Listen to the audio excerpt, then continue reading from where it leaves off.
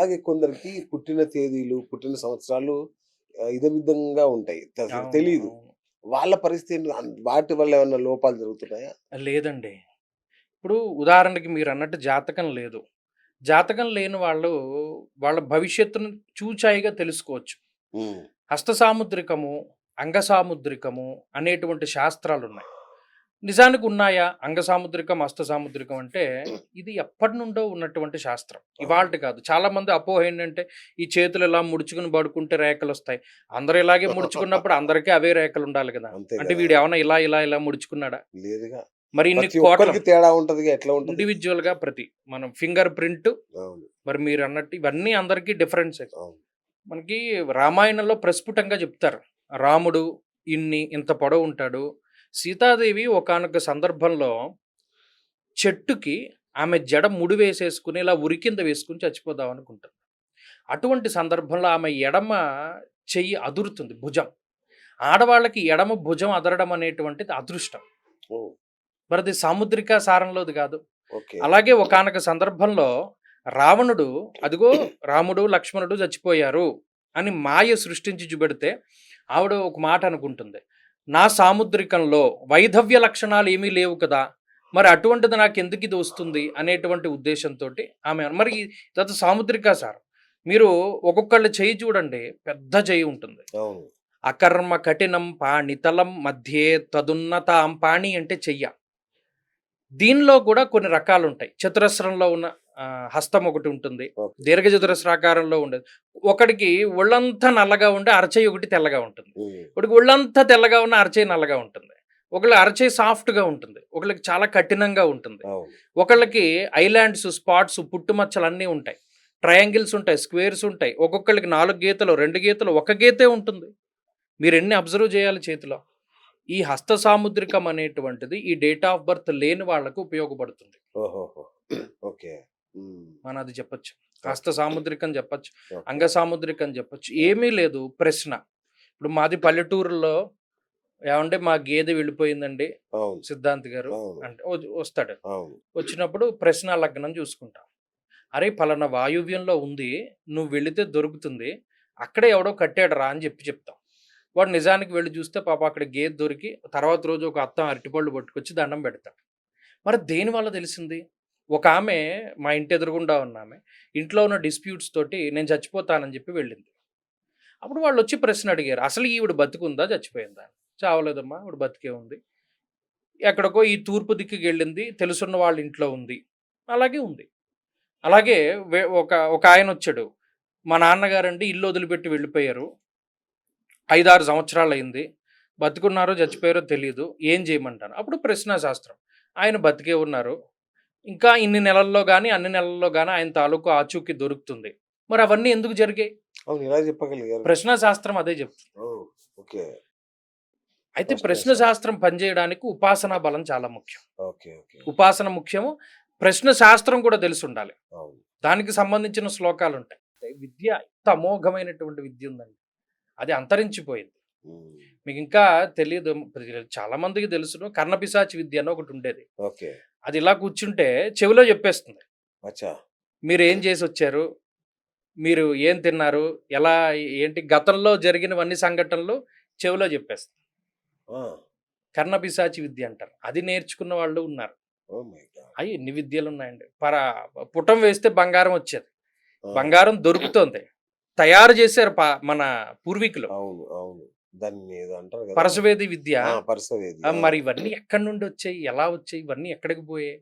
కేవలం ఏంటి అంటే దాన్ని ఏంటంటే పారంపర్యంగా కొన్ని అంతరించిపోయి. ఇవన్నీ విద్యలే. హ్మ్. సప్తాశ్వరథమారూఢం ప్రచండం కశ్యపాత్మజం అంటే 7 గుర్రాల మీద సూర్యుడొస్తాడని గాదు. Whenever a light travels into a prism it will converts into violet, IndiGo, blue, green, yellow, orange, red అని 7 రంగుల్లో విభజించబడుతుంది అన్నది ఆ శ్లోకం అర్థం. ఓకే. వాళ్ళు నిక్షిప్తం చేసిన విద్య అటువంటిది. మనం దాన్ని అర్థం చేసుకోవడంలో లోపం ఉండొచ్చు. రైట్. గురుగారు ఇప్పుడు దేవుళ్ళున్నారు. వీళ్ళకి గూడా జాతకాలుంటాయా? ఎందుకంటే నాకు డౌట్ ఏంటంటే రాముడు అష్ట కష్టాలు పడ్డాడు. కృష్ణుడు అష్ట కష్టాలు పడ్డాడు.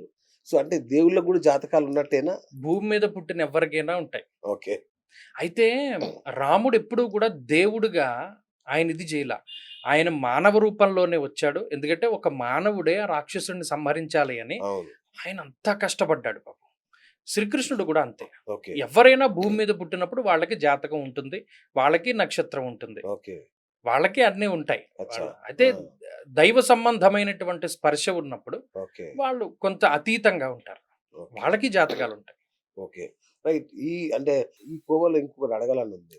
మోదీ జాతకం. హ్మ్. ఈయనెవరండి? అసలు అప్రతిహతంగా ఈ దేశాన్ని అత్యద్భుతంగా పరిపాలిస్తూ అసలు అజేయునిలాగా ఇన్ని సంవత్సరాలు చిన్న మచ్చ కూడా లేకుండా ఇంత అజేయంగా చేస్తున్నాడంటే ఈయన జాతకంలో ఏమైనా కొత్త శక్తులు గాని, ఏదైనా వింత శక్తులు ఏమైనా ఉన్నాయా? దైవాంశం ఏమైనా ఉందా ఆయనకి? లేదండి. ఇందులో వాళ్ళ అంటే గొప్పవాళ్ళు వాళ్ళ జాతకాలను మనం ప్రస్తావించకూడదు గానీ, దానిలో ఉండే కొన్ని ధర్మ సూక్ష్మాలున్నాయి. ఆయన జాతకంలో 20కి పైగా రాజయోగాలు నడుస్తాయి. బా!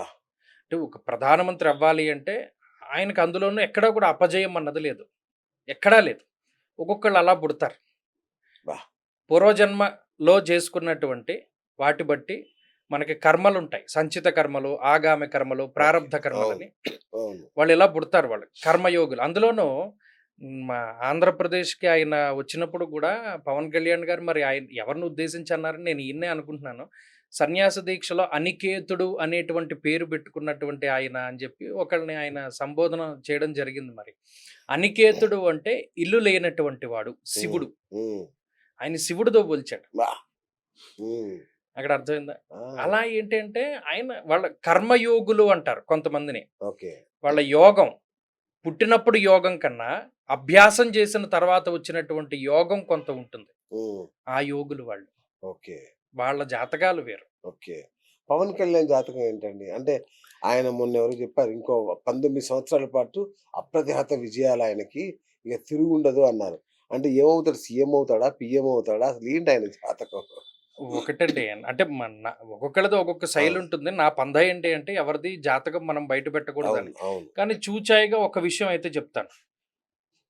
అమెరికా నుండి జనసేన వీరాభిమాని ఒక ఆయన నాకు ఈయన వివరాలవి ఇచ్చారు. ఓకే. అంటే ఇప్పుడు ఈయనకున్న నక్షత్రం. ఓకే. చాలామంది ఈయనది మకర రాశని అనుకుంటూ ఉంటారు. ఓకే. ఈయనది మకర రాశి కాదు ఫస్ట్. ఆ! మకర రాశి కాదు. ఓకే. నాకు నేను ఆయనకి 2020లో చెప్పినట్టు గుర్తు. ఆ! నేను ఆయనకు ఒకటే చెప్పాను. "ఏవండీ కేసీఆర్ గారి జాతకానికి ఈయనకి కొంత సాపత్యం ఉందండి. ఆ! మీరు గమనించండి తెలంగాణలో ఆయన పార్టీ పెట్టిన ఎంత కాలానికైతే ఆయనకి పదవొచ్చిందో, ఈయనకి అంత కాలానికి పదవొస్తుందని" చెప్పాను. కరెక్ట్‌గా చెప్పారు. అవును. నేను ఒకటే మాట అన్నాను. ఇది రికార్డ్ అయిన వీడియో గూడా ఉంది. హ్మ్. ఉంది. ఓకే. నేను ఇది కరోనా టైంలో చెప్పాను. కరోనా అప్పుడు 2019లో అనుకుంటా వీళ్ళు ఓడిపోయిన తర్వాత చాలా బాధపడుతూ ఫోను చేశాడు ఆయన. హ్మ్. చేసి అప్పుడు చెప్పారు నాకు. ఇలా అసలు ఏంటండి ఈయన నిజానికి అంతకుముందు నాకు ఇచ్చిన డేట్ ఆఫ్ బర్త్ అవి తప్పు. నేను అంత మునుపు కూడా ఒకసారి టీవీలో కొన్ని విషయాలు చెప్పాను. ఏమని?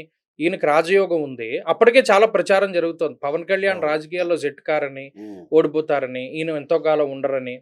కానీ నేను చెప్పాను. రాజయోగం ఉంది. అసలు ఒరిజినల్‌గా చెప్పకూడదు. కానీ చెప్పాను. ఈయన నాకు ఈ అమెరికాలో ఉండే ఆయన నాకు డేట్ ఆఫ్ బర్త్ ఇచ్చిన తర్వాత, ఓకే. నేను ఆయన జాతకం డ్రా చేసి, స్క్రీన్ రికార్డ్ చేసి మొత్తం విషయం అంతా చెప్పాను.